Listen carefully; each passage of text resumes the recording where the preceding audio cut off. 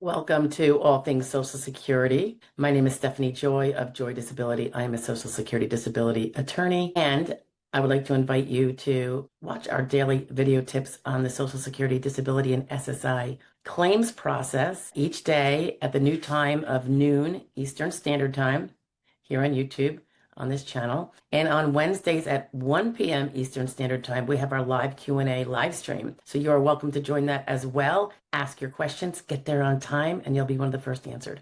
Thanks so much and have a great day. Enjoy the video. Hey guys, happy Sunday. I hope everyone had a great weekend and a great week. Let's get started. This is the Sunday Social Security Roundup for the week of October 27th, the week right behind us.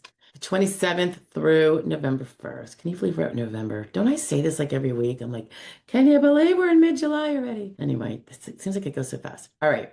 So here's what we had last week in case you missed anything and any of these things strike your interest or something you might need. October 27th, Monday, we had a little discussion about the awesome, I called it a treasure, when you have a supportive doctor in your camp, a treating doctor who is supportive of your Social Security disability or SSI claim. And when I say supportive, I don't mean that they are necessarily even writing a letter, because I have some concerns about letters when the person doesn't really know what the nuance is of what your particular case, which is very fact specific, would require in terms of a medical opinion on certain functional capacities and limitations, symptoms and such. So I'm not really speaking directly that they're writing a letter and trying to wing it, but otherwise supportive. Because when you have a supportive one, then the records will probably be more reflective of your actual limitations and symptoms. And I'm just talking about the whole video right now. If you had a representative who knows what they're doing and knows what kind of questions, the very narrowed questions about your case they'd want to ask of the doctor's going to be more likely to answer those questions. Because as you might know, a lot of doctors won't fill out forms. And if they do, it's usually not to your benefit.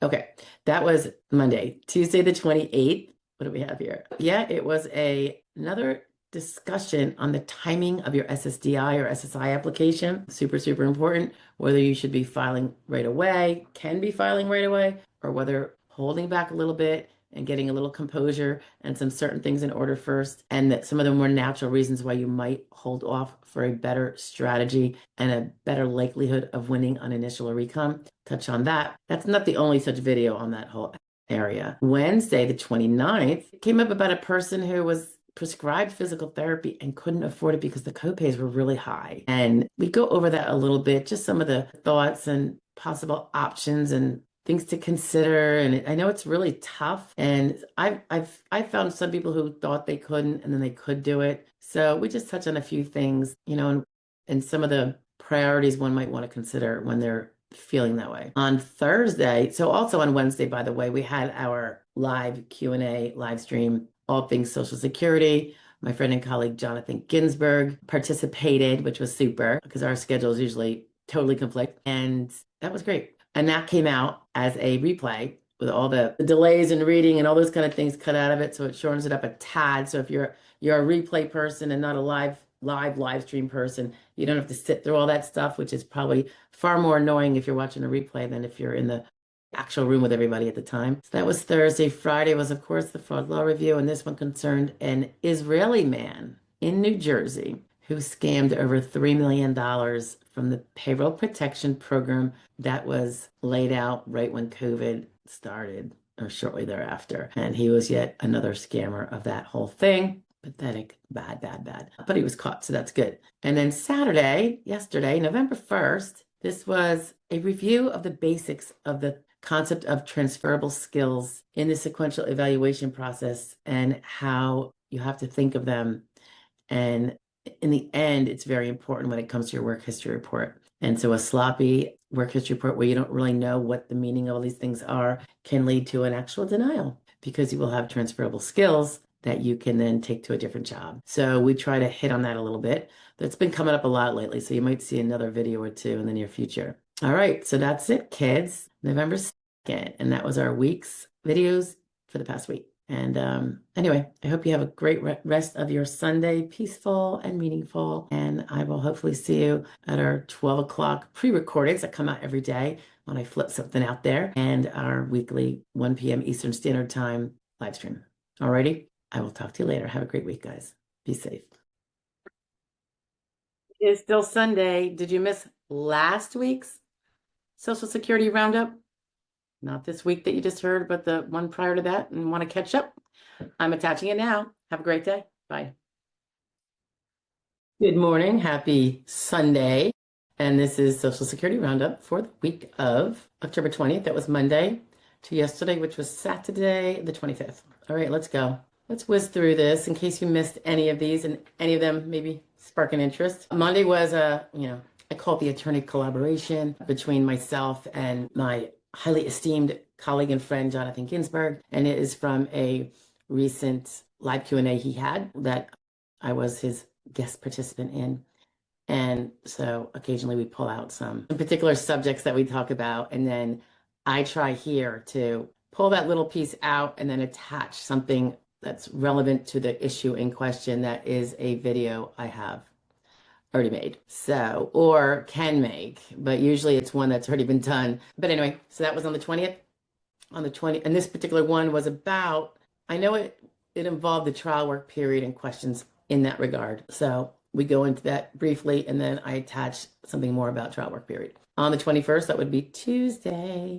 This was, oh yeah, when a judge has a single hypothetical at your ALJ hearing that produces jobs. We discuss how, in this particular instance, an attorney cross-examined the VA to come to no jobs. We kind of discuss what that means, and is that one hypothetical now, or is that two? And I think someone was inquiring about, what is it a good sign? All that kind of thing. So we go into that a little bit. On the 22nd, that would be Tuesday. This was a little share that happened here. It was actually a consult I was doing for a non-citizen, non-resident Social Security beneficiary living abroad, but not in his own country of citizenship. So it was kind of interesting. I've consulted for this gentleman before, like a private consult, and I thought it was worthwhile to share. And we might have talked about this before, but the overarching rule is that if you're not a citizen and you're entitled to Social Security benefits from the United States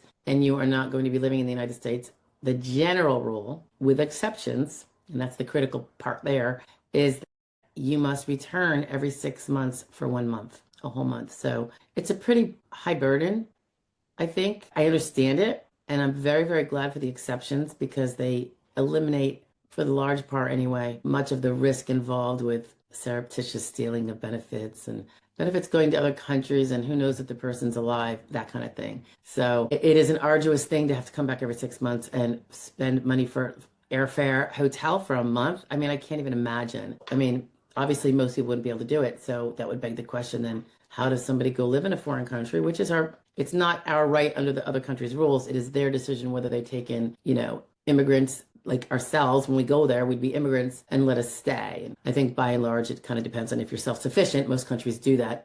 The United States kind of fell off that wagon, but hopefully they'll climb back on it. But should people have to come back every 6 months? When do they not have to?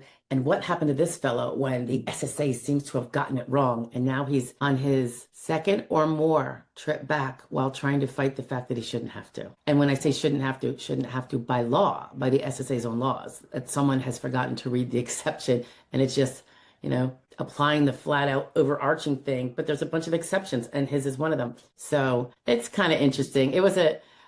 I was glad to do it. It was kind of on a quick order. We missed up our times. Apparently, we always do things Eastern Standard Time because everybody knows we're on the East Coast in the United States. And so anyone I'm going to do a consult for, just always assume it's EST. I don't care where you are. You could be in Japan. And that's the only way we would ever keep our heads straight about it. That person only has to think about it once. We've got, hundreds. So it's like, no, everybody do your math. It's going to be, 1 p.m. Eastern Standard Time. You figure it out in your own particular location. So that was unclear because it wasn't like the Q&As that come on at 1 p.m. or something like that. So we just, the whole first consultation got missed. It was pretty funny, but we made up for it by like the end of the day because he kind of had a deadline, which I didn't even know about until I knew about it. So we made sure to get him done on time. It was good. So that was the 22nd. 23rd, this is a little pullout, I think, from a recent live stream.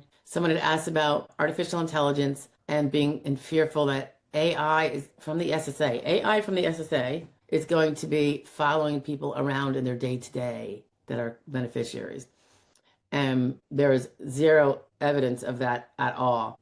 And I should just add, because I'm sure I don't say it in here, AI does have its concerns. I'm not really concerned about it for Social Security, though, which is thankful. But the rest of our lives, I was listening to something today, and they're talking about a congressman's, I want to say it was his testimony or something. Maybe it was a congressional hearing. I'm not sure. I think it was Josh Hawley. But he's talking about, I guess, whatever he said, and I'm dying to watch it, is the impending things that are going to be happening on steroids that is going to, if most experts are correct, really throw everybody for a loop, because we've been slow on the, and I hate to say regulation, because I'm not a big regulation person, but when it comes to something of that magnitude, it's kind of like I'm a pro Second Amendment person, but no, little kids cannot play with guns. Do you know what I mean? Like, there has to be regulations to some degree that does not interfere with the adults. There's got to be, and it's true for AI. There has to be probably regulations which are going to be hard to monitor, perhaps,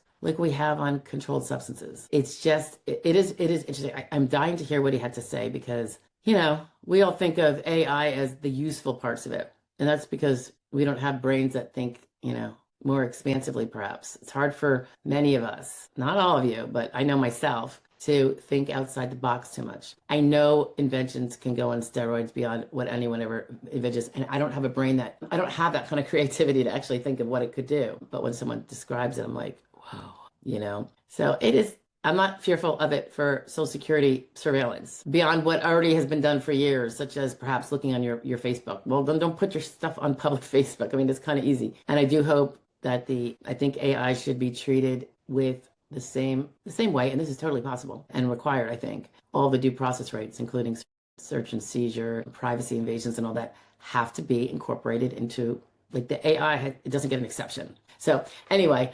I didn't go into those things in this. I was just expressing that I'm not concerned with it for SSA. I think actually for years, automation has helped SSA do a better job, and AI is, in my opinion, really just automation, except with the generative part, perhaps, where it can learn. And I know that's a very naive expression for me, and I am naive on it. I don't make any doubt on that. But AI to help get more details about a case than the human brain, mind, eyes could do. So to supplement the human's limitations, I think AI is very helpful to supplement, of course, and be verified, of course. So anyway, that was what that was about. On the 3rd, on the 24th, which was Friday, we had Friday Fraud Law Review. This was about someone from my home state, Pennsylvania, my current home state. And it was a senior who's been stealing from the SSA from 20 years ago up until a couple of years,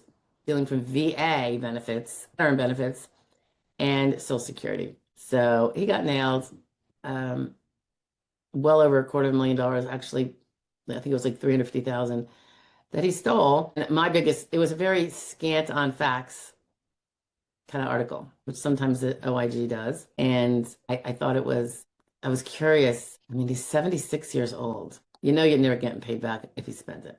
The funds are just, there you go. And we wonder why they're, troubled. I love that they're catching fraudsters. My question was, what are they going to give him for a sentence? I mean, he's closer to 80 than he is to 70. And I do think there should be jail time. I'm not saying life, but if you give him 10 years, it's probably life. So maybe something more mitigated. I don't know. But anyway, it didn't get me all hot and bothered like some of the cases, maybe because of his age. But, he was only, he was in his 50s when he started this. So he was younger than me. So he knew better. So maybe he should get it. I guess we'll see if they decide to publish it. I don't really follow up if it's not on OIG. And then Saturday, we had the replay of the live Q&A from Wednesday of all things Social Security and people asking their questions. And it was a fun little crowd. We went a little overtime, but not too bad. Yeah, it was fun. And it's funny. YouTube did a stellar job processing it right away. I couldn't believe that it was like processed. I feel like it was like within an hour, but it might just be that my time goes really fast. So maybe it was longer than that. But I've been waiting for days sometimes for it to be processed. So for whatever reason, it was speedy yesterday. And in fact, I was supposed to have it out Thursday morning and I didn't because I forgot. I put it on the wayside, probably because I'm so used to it taking days that I'm like not in a rush. Anyway, we got to it and it got up for Saturdays. Anyway, if anybody missed the Q&A live stream, feel free to check in on there. All those ums and ahs and blank spaces have been checked out. So, all right, I have a phone call coming in. So have a great week, guys. I hope you had a great weekend. Have a great rest of your Sunday, and I will talk to you. Bye-bye now.